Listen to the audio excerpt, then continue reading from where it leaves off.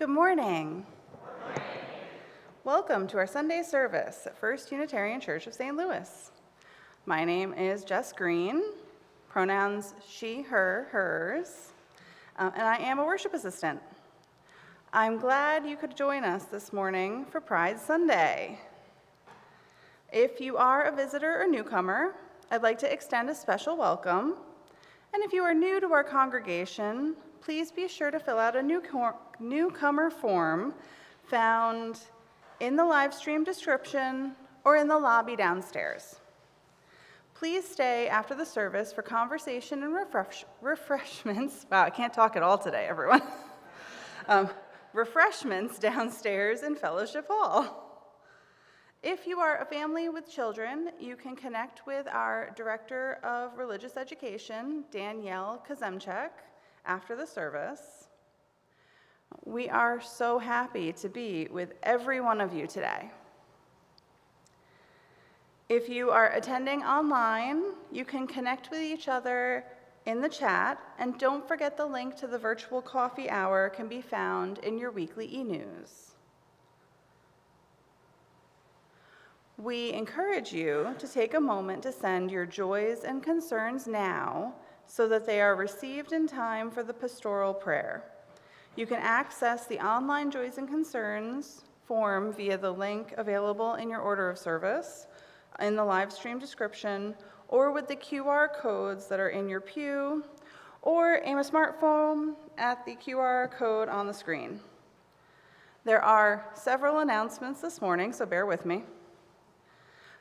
First one, announcing Can Do Summer RE Sundays, a fun curriculum for our younger children focused on outdoor activities.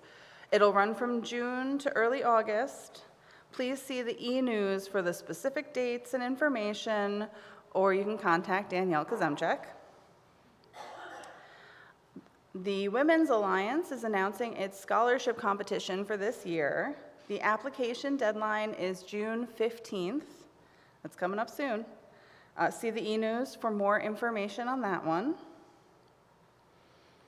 And then each year, our members and pledging friends nominate community nonprofits to receive the proceeds of a designated collection Sunday. Nominations are reviewed by the Social Responsibility Committee. All nominations must meet the program criteria listed on the nomination form, and forms must be received by Sunday, June 16th for consideration. See your e-news for more information. After the service today, the Alzheimer's Association will present Understanding and Responding to Dementia-Related Behavior. This presentation will be at 11:30 a.m. right here in the sanctuary and also available online. All right, welcome to this religious community where we affirm the dignity and freedom of all who enter. Here, we seek to live together in relationship and respect so that we may embrace and celebrate our differences. Our religious values invite us to a shared journey of truth and meaning.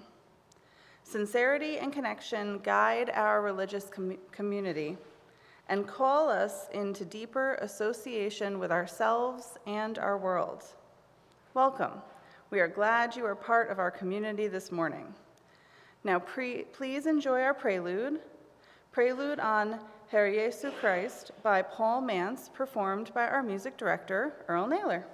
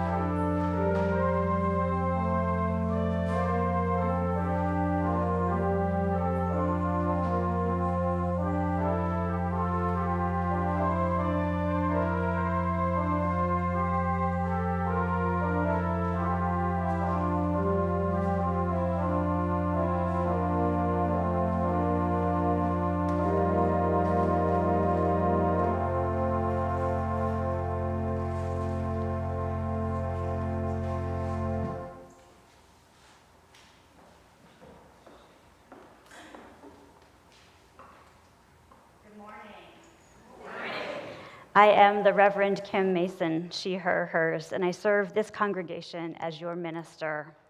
Thank you for braving the rain. We always get a lower attendance on a rainy day, so I'm always thankful for the folks who come out in spite of the weather. June is LGBTQ plus Pride Month, and I'm pleased to share the pulpit this morning with members of our Welcoming Congregations Committee. This morning with words from the Reverend Hannah Roberts Villeneuve. People sometimes ask, is pride a protest or a... The answer, of course, is yes. And why not? Why not rejoice as we resist, dance as we demand change, celebrate as we create community that delights in all of who we are? So bring all of that with you this morning. Your policy demands, bring your glitter, although not in here because Lynn will quit. Bring your heart broken by anti-trans bills. Bring your rainbow socks. Bring the emptiness you feel for our siblings gone too soon. Bring your Lady Gaga remix. Bring your tender hope for change. Bring your most garish eyeshadow. Tattered and battered by a world that seems insistent on choosing fear and hate. Gather up all these things and bring them here, to a place where we don't have to shoulder these burdens or celebrate these joys alone. Come, let us worship together.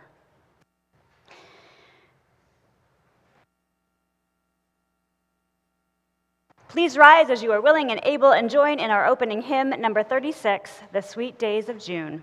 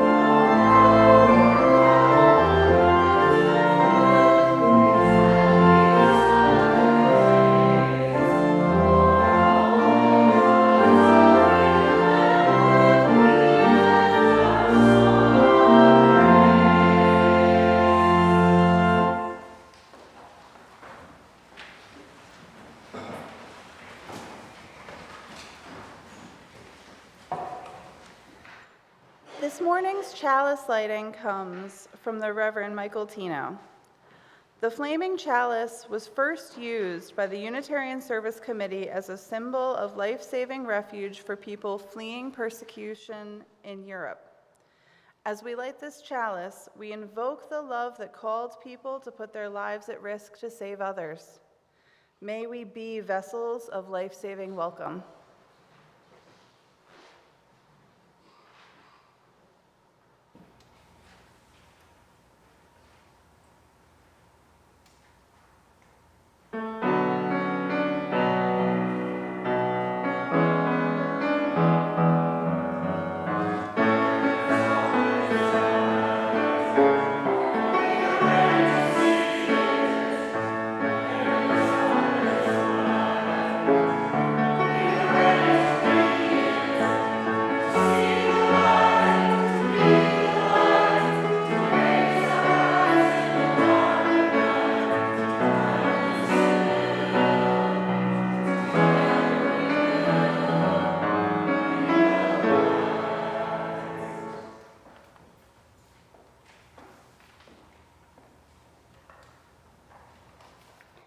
I don't see any young children this morning. Otherwise, all right, I'm going to hang out up here then.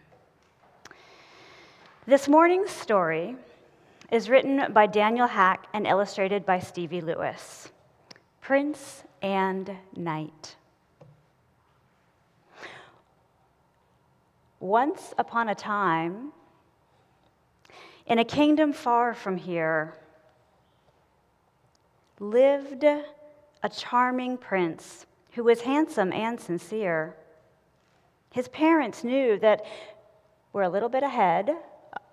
His parents knew we were a little bit ahead on those slides. His parents knew that soon it would be time he took the throne. But the kingdom was so grand, the prince could not rule alone. So the three of them set out and traveled far and wide on a quest to find the prince a kind and worthy bride. The prince met many ladies, and he made them all swoon. But it was soon clear that he was singing a different tune. "Thank you," he told his parents. "I appreciate you tried, but I'm looking for something different in a partner by my side." But while the royals were away, their land faced quite a scare from a dragon fast approaching, breathing fire everywhere. All the villagers ran in fear. Even the soldiers hid and fled. "This vicious beast is far too great. We must retreat or we'll be dead." The prince heard the dreadful news, and he raced home with all his might to protect his precious realm. The prince was ready for a fight. Alas, before you fear our prince had to face the beast alone, along on horseback came a knight, cloaked in armor that brightly shone. The dragon charged upon our heroes, thinking it had already won, but the knight had a bold idea and raised his shield to face the sun. The glare hit the shining metal, blinding the dragon's fiery eyes. But it was what the prince did next that really caught it by surprise. The prince had climbed atop the dragon and tied a rope around its head. He wrapped the cord around the neck and down the body like a thread. The plan had worked. The dragon was caught. Its body was tied and bound. Uh-oh. But the prince was up high and had lost his grip and was falling to the ground. The knight below jumped on his horse and he began to race. The prince was caught and free from harm and held in the knight's embrace.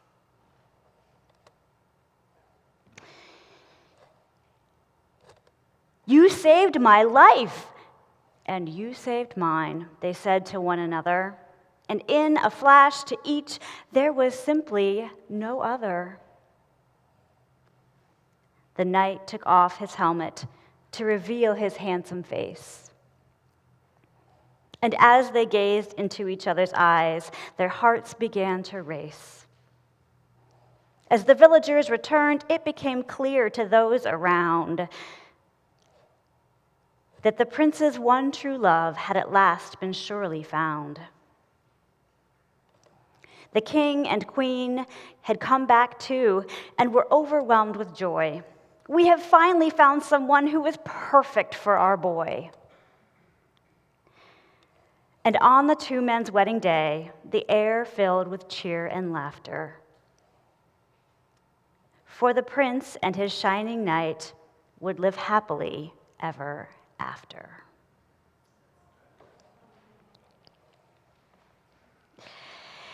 Each week in our community, we celebrate the happily ever afters, and we mourn together the moments that bring us to tears and sorrow.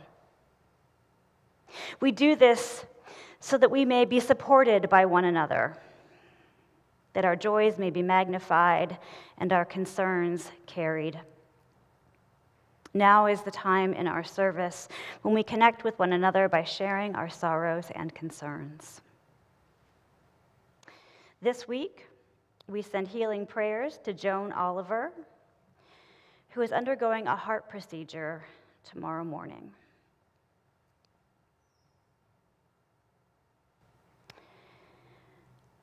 We carry the worry for a son who is trying to find his way in a world and is disappointed at every turn. We hold the sadness of a friend's death and the joy in having known her. We send healing prayers for a friend dealing with a family illness.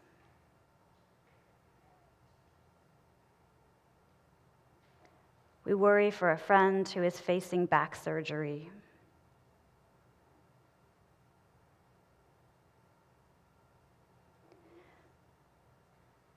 We hold the folks in India still recovering from the massive train derailment. We remember those who struggle to live beyond the trauma in their lives.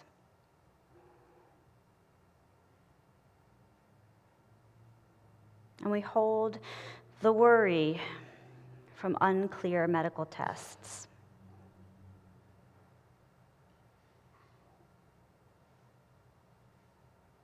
We hold these concerns with tenderness and compassion. May they be lighter because they are shared. As a community, we also share our joys with one another. This week, we celebrate Hunter Hart, who signed the membership book last Sunday.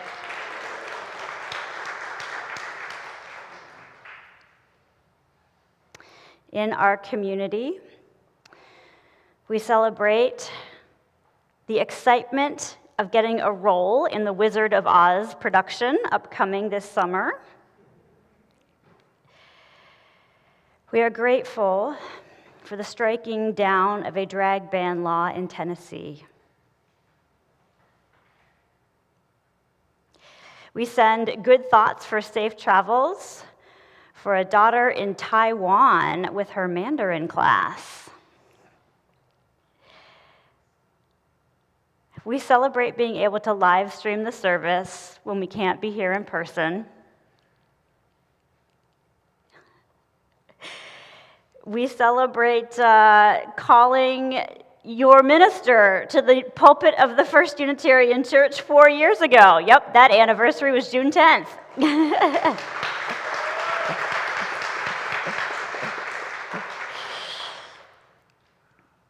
We celebrate with the Boston Trip group who returned from a week in Boston, Concord, and Salem, and for the support of the congregation who spent the past several years fundraising so that they could see some of the roots of our Unitarian Universalist faith. And we carry the bittersweetness of attending a funeral, but being able to see family gathered together. We find joy in a large family barbecue and the celebration of several graduations. The excitement of an ensemble solo with the Gateway Gay Men's Chorus. And the ability to connect with family in Chicago. We wonder at the beauty of the earth and all of the flowers. We celebrate with Lisa Ross and Chuck Eby, whose 35th wedding anniversary was last Sunday.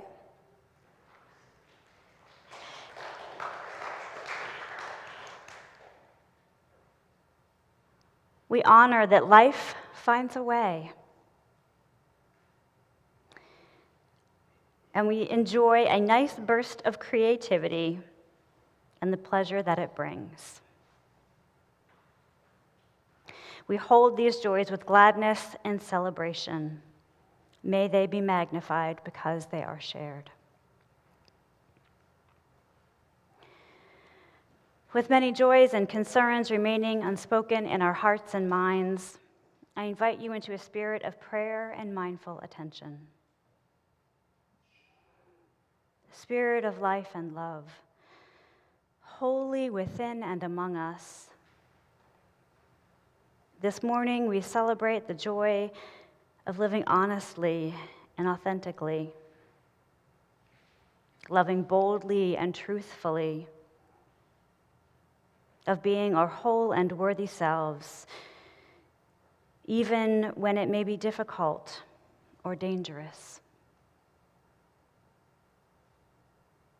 Source of love and hope. When laws and judgment threaten lives, may those who fear find healing, and may those who hate learn compassion.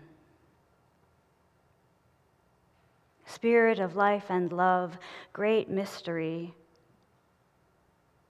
We know that love transcends arbitrary rules and manufactured labels.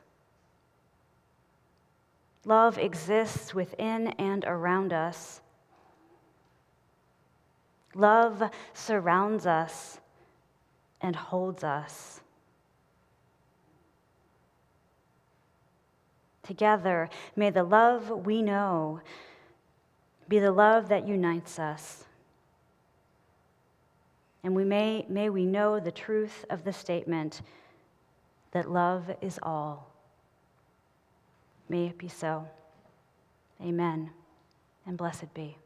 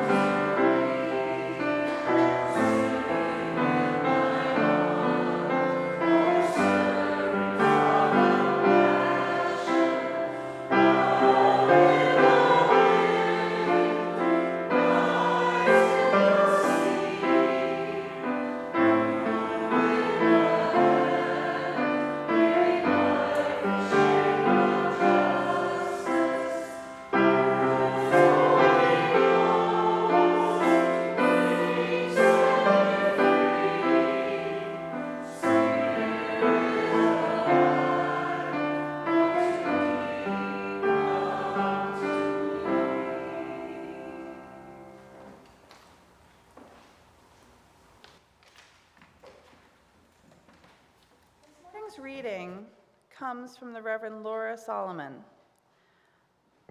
When someone confronted me with the question, "How important to you is it that you're queer?" I couldn't answer. Unsure whether to feel confused or insulted, I fumbled awkwardly through the conversation. It felt like there should be an answer, a way to quantify the importance of my queerness in concrete ways. A few days later, the answer arrived unexpectedly. I was flipping through skirts in my local Goodwill. I was wearing a shirt declaring love is love and a mask with rainbows. Soon, I noticed a teenager hovering nearby. They were tall and slender, wearing a super long, bulky cargo pants and a long-sleeved shirt that hung past their fingertips.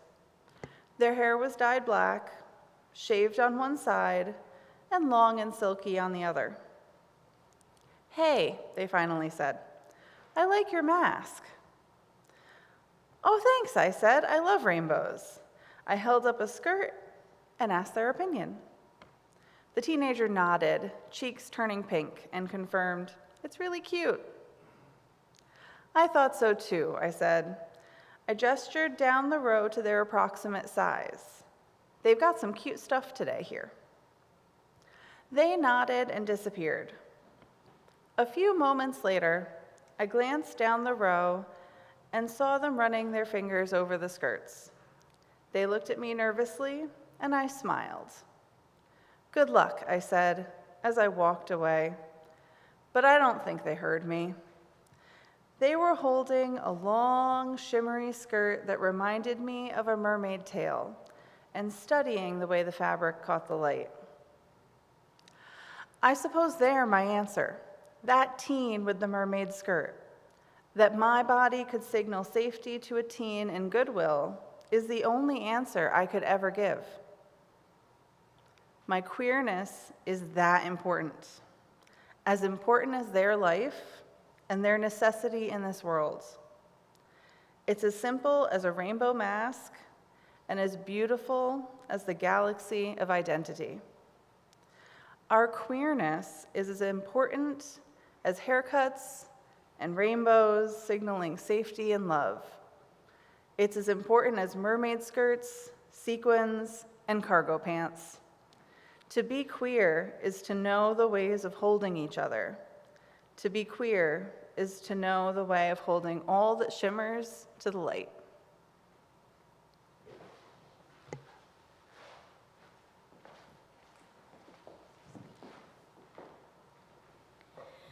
We have a series of reflections this morning, and our first reflection this morning may be unavailable due to a technical difficulty. Oh, there he is! Hey! Awesome. Can Mike hear us? Fairness is as important as haircuts. That's the delay on the YouTube stream. Good morning, Mike. To be queer is to know the ways of holding people.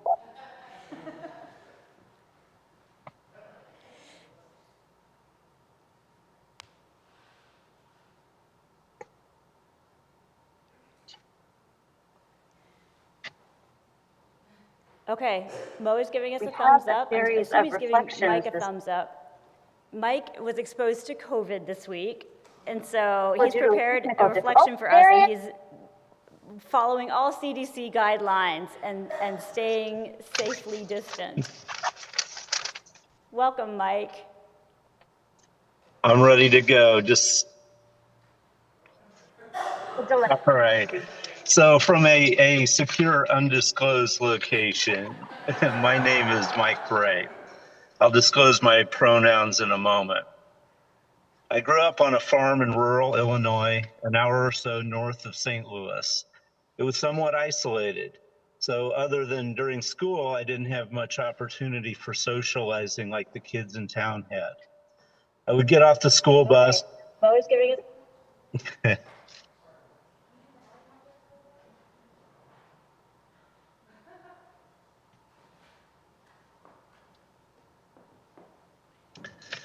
I would get off the school bus and hop on a tractor or a repair project in the barn.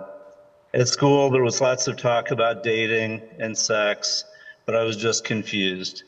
I wasn't interested in girls, and the concept of gay was understood to be a man that wanted to be a woman. Of course, that was incorrect, but that's all I knew, and I was just confused. I remained confused into my 30s, as I am still confused right now, obviously. I succeeded at distracting myself with college and being a workaholic, but the breakthrough came through having early access to the internet. I discovered the broad diversity of gay people, and the proverbial light bulb went on.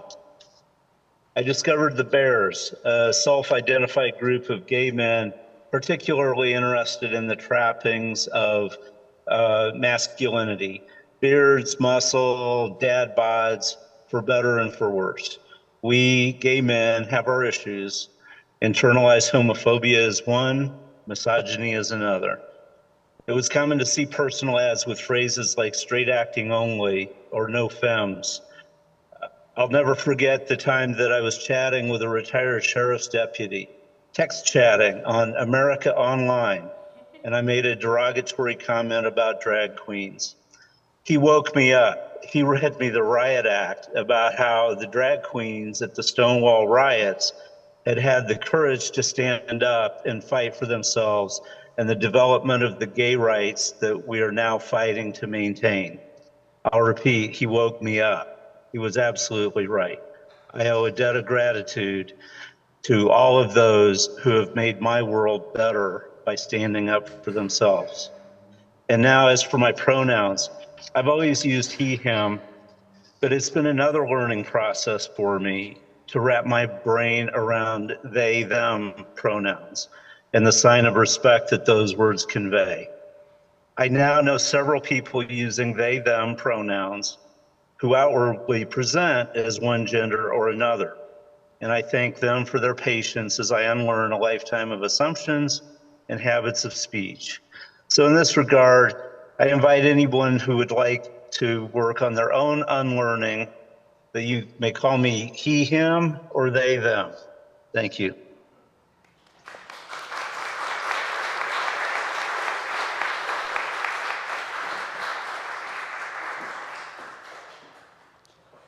Thank you so much, Mike.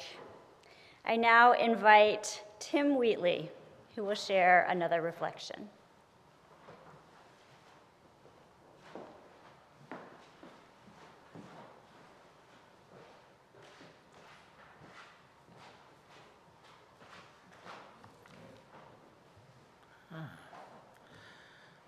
Good morning. My name's Tim Wheatley. My pronouns are he and him.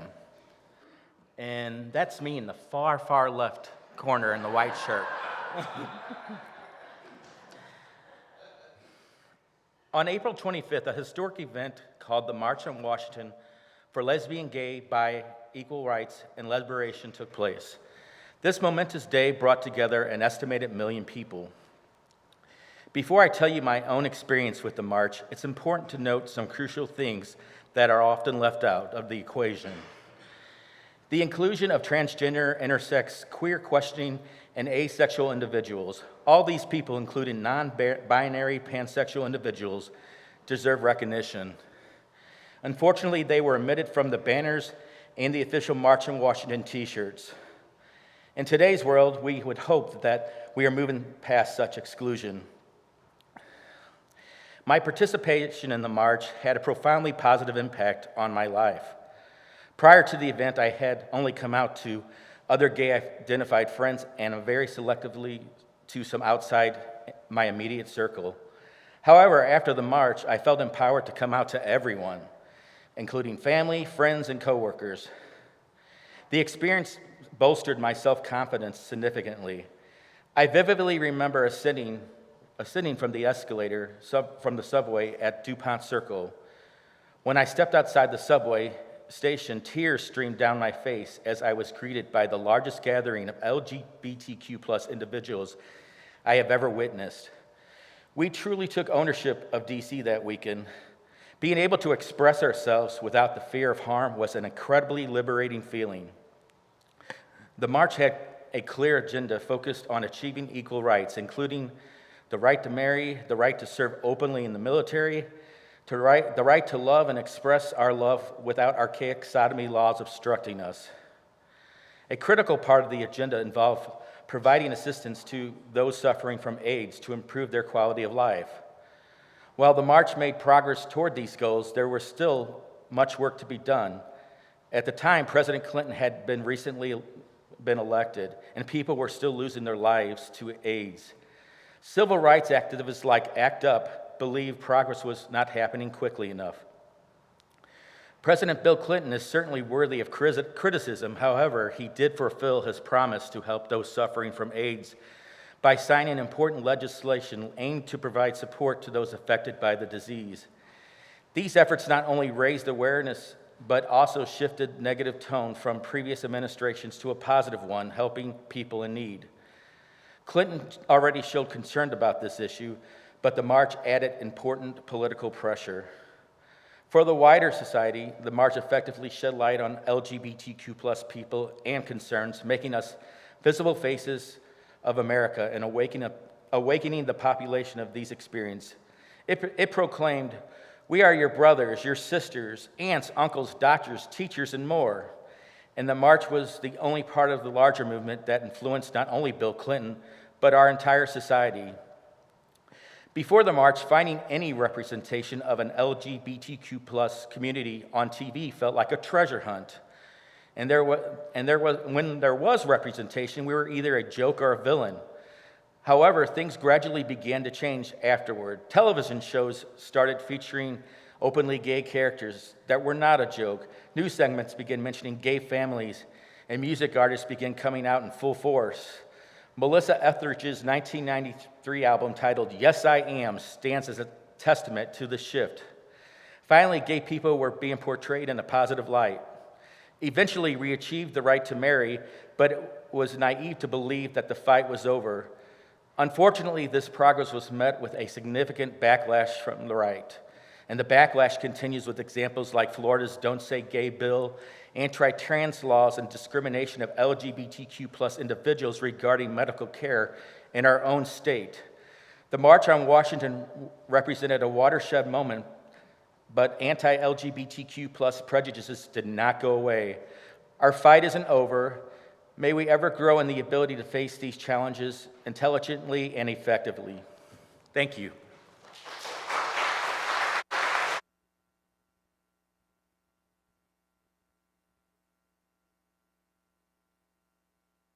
Thank you, Tim.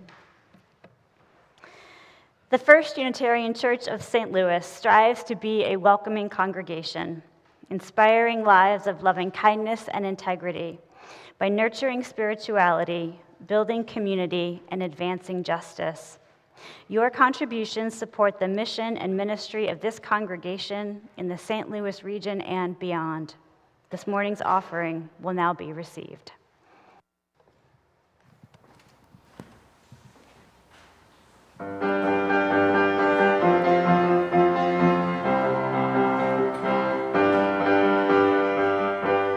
Told me when I was young, we're all born superstars. She rolled my hair up, put my lipstick on, in the glass of her boudoir. There's nothing wrong with loving who you are, she said, 'cause he made you perfect, babe. So hold your head up, girl, and you'll go far. Listen to me when I say I'm beautiful in my way, 'cause God makes no mistakes. I'm on the right track, baby, I was born this way. Don't hide yourself in regret, just love yourself and you're set. I'm on the right track, baby, I was born this way. Ooh, there ain't no other way, baby, I was born this way. Baby, I was born this way. Ooh, there ain't no other way, baby, I was born this way. Right track, baby, I was born this way. Don't be a drag, just be a queen. Don't be a drag, just be a queen. Don't be a drag, just be a queen. Don't be. Give yourself prudence and love your friends. Subway kid, rejoice your truth. In the religion of the insecure, I must be myself, respect my youth. A different lover is not a sin. Believe capital H-I-M. I love my life, I love my record, and me, I'm more the life I am. I'm beautiful in my way, 'cause God makes no mistakes. I'm on the right track, baby, I was born this way. Don't hide yourself in regret, just love yourself and you're set. I'm on the right track, baby, I was born this way. Ooh, there ain't no other way, baby, I was born this way. Right track, baby, I was born this way. Ooh, there ain't no other way, baby, I was born this way. Baby, I was born this way.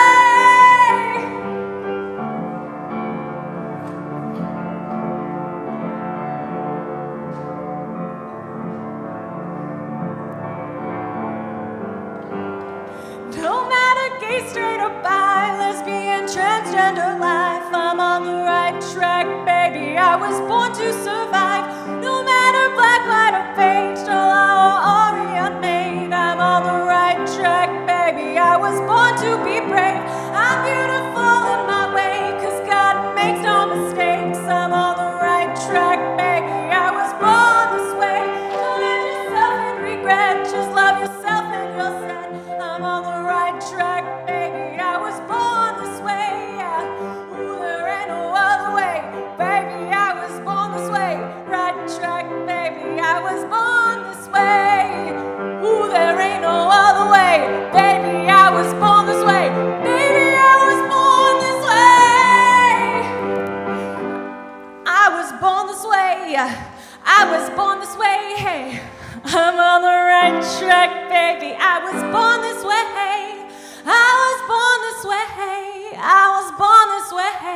I'm on the right track, baby, I was born this way.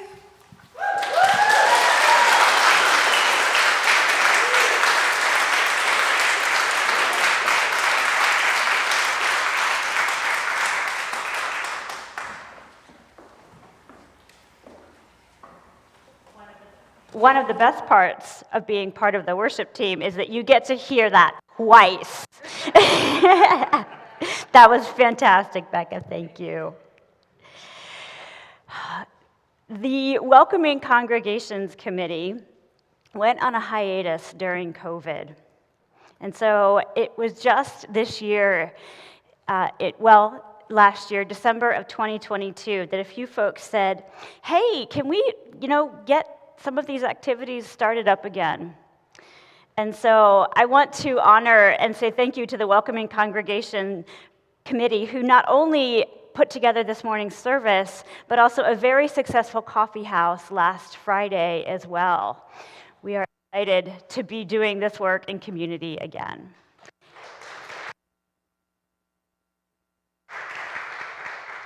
For the work of the Welcoming Congregations Committee, and for your gifts this morning, thank you.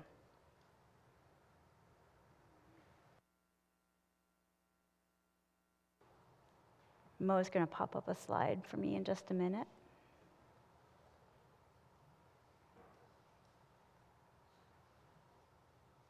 Or we'll admire this beautiful one that Danielle made.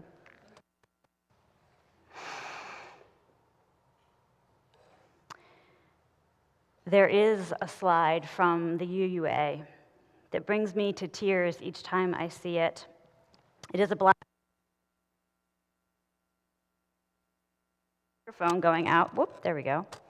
It's a black background with a line of sentences. Oh, there it is. Hey.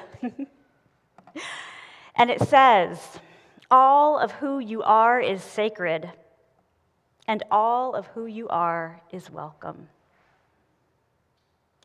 I have been a religious professional for 22 years, and it still brings me to tears. Even now in 2023, I have conversations with people who wonder if it is okay for them to come to church, if it's okay for them to come to this church, who wonder if welcoming congregation designation truly means they are welcome. Such a question, yes, is about this congregation and about Unitarian Universalism, but is also about the long history of hate and vilification that conservative religion has heaped upon LGBTQ plus people. When you are told that you are going to hell simply for who you love or for speaking the truth about who you are, it's natural to question whether welcoming actually means you are welcome. As Unitarian Universalists, we understand each person to be whole and worthy, deserving of love and acceptance. We celebrate the uniqueness of each person and commit to a shared journey of connection, healing, and hope. Our UU values are rooted in a liberal religion that understands love with a capital L to be an active force in the universe, one that we are responsible for bringing into being. In partnership with love, we co-create the world. And the world we are creating is one where everyone is whole, worthy, and loved. On Pride Sunday, members of the LGBTQ plus community share their stories. As we heard in the opening words from Hannah Roberts Villeneuve, Pride Sunday is when we rejoice as we resist, dance as we demand change, celebrate as we create community that delights in all of who we are. We recognize Pride Sunday as a congregation not to highlight differences, but to recognize that we are a community that delights in all of who we are. And that's not just for some people, but for all of us. All of who we are, for all of us. First Unitarian became a welcoming congregation in 2012. I was chatting recently with a friend whose congregation was considering a similar process, but was meeting resistance from folks who were afraid that doing so would make them a gay church. This isn't the first time I've heard such a comment. And in these moments, I have many responses. On this particular occasion, I found myself wondering, what makes a church gay? Is it a church that welcomes LGBTQ plus people in the life and leadership of the congregation? If the congregation already does that, why would you hesitate to acknowledge that? Is it a church influenced by or reflecting aspects of queerness? Laura Solomon wrote earlier in the reading that queerness is to know the ways of holding each other. That queerness is to know the ways of holding all that shimmers to the light. Queerness means accepting the beautiful diversity of humanity and celebrating love. Why would a congregation be afraid to live that love in the world?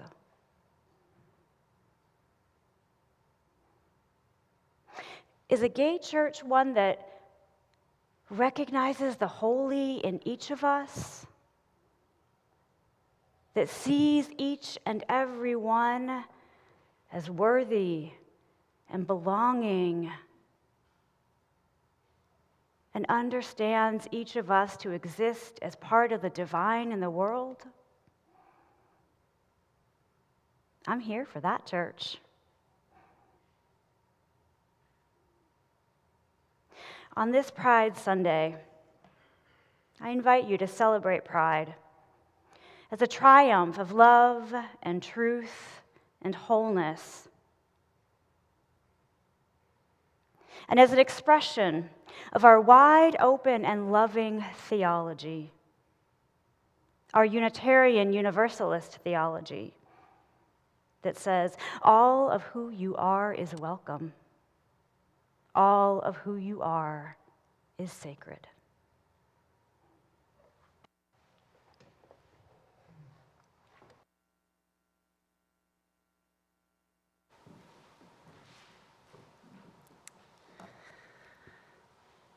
As a child, I attended large formal weddings for family members and dreamed that one day it would be my turn. In a dress, in front of a crowd, in a church or other venue. I have a very large family, extended family, and I had attended several weddings before I even hit high school. I'd been to quite a few. I didn't come out as lesbian until I was a senior in college, and my dreams looked a little different when reality hit.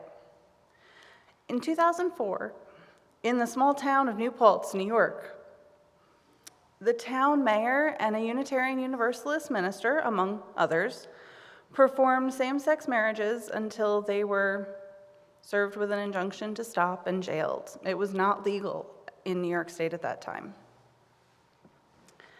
I went to college in that town at that time.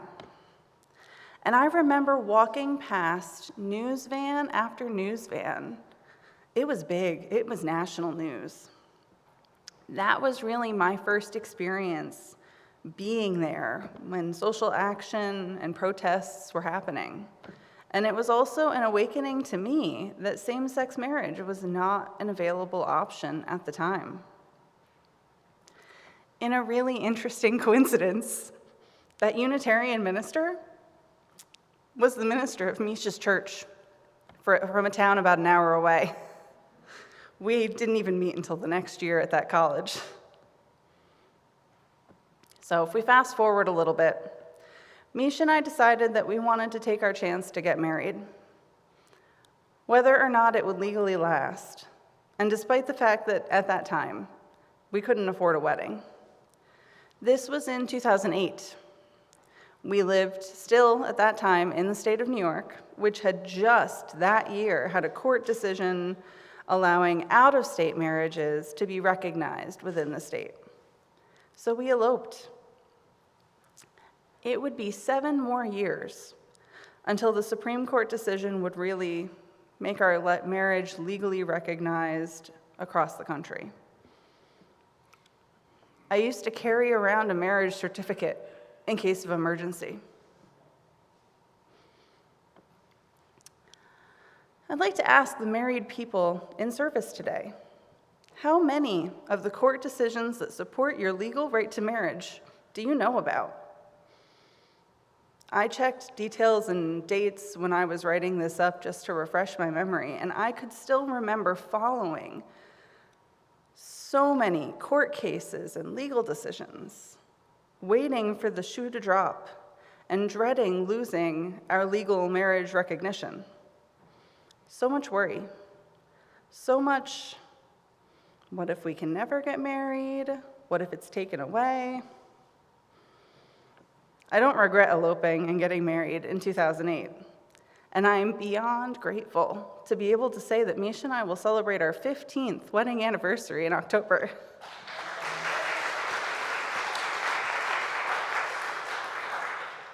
But the child I was who just dreamed of a fairy tale wedding had no clue the education that I'd get as an adult in court cases, appeals, laws, SCOTUS, constitutional amendments, and resident status.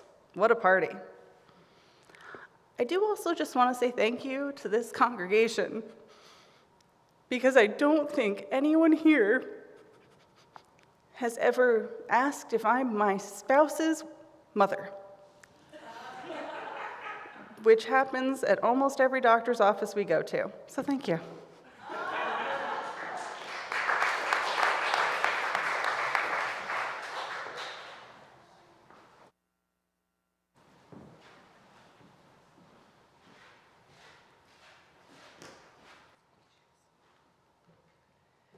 Hi, my name is Rebecca Lintz O'Laughlin, and my pronouns are she, her, hers.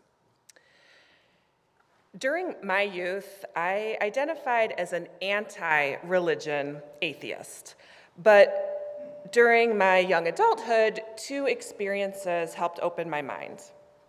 First of all, my parents and youngest sister became Jewish, and they flourished in their synagogue.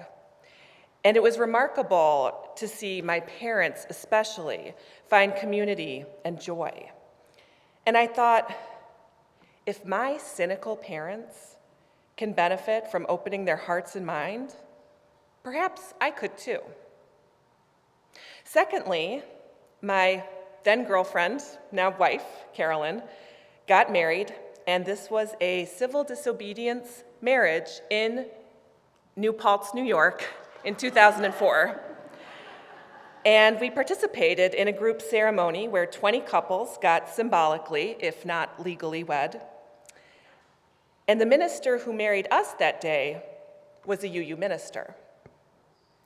I had never heard of Unitarian Universalism, but we did some research and then visited and quickly joined the Fourth Universalist Society in New York City.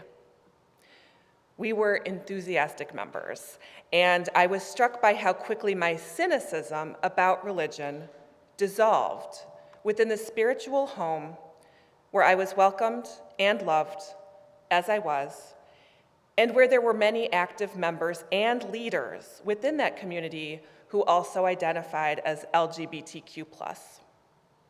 I would like to share one memory that stands out to me.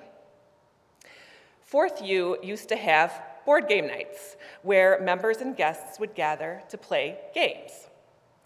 It was a lot of fun and an easy way to meet people, and we should totally do that here. During one board game night, Carolyn, a couple of other adults, and I were playing the game of Life with the minister's son, who was around 8 years old. If you're not familiar with Life, it has an unusual premise for something that is supposed to be fun. You move your game piece, a little plastic peg in a plastic car, around a board and do adult tasks like get jobs, pay taxes, deal with medical emergencies and home repairs. The 8-year-old was busy moving the pieces for us, as the adults were more interested in chatting rather than focusing on the game. Then one of the adults landed on the get married space. The 8-year-old automatically reached to grab a pink peg representing a woman to join the male adult's blue peg. But then he stopped. He looked up at the man and asked him, "Wait, do you want to marry a girl or do you want to marry a boy?" The man smiled and said, "I'd like to marry a boy. Thanks." The 8-year-old instead grabbed a blue peg, and the game continued. This was a brief moment, but it stood out to me because this young child showed an understanding of life beyond the board game. With this small gesture and a full decade before same-sex marriage was fully legalized, this child rejected heterosexism. And I told his mom, the Reverend Rosemary Bray McNatt. She was super proud. In this community, our youth impress me with their acceptance and understanding that gender identity and expression go beyond pink and blue and embrace differences in a way that I never would have imagined as a child myself. Our youth participate in the inclusive Our Whole Lives OWL sex education program. Some have traveled to Jefferson City to protest anti-trans legislation. And this is what gives me hope for the future, and that is part of why I'm a proud UU.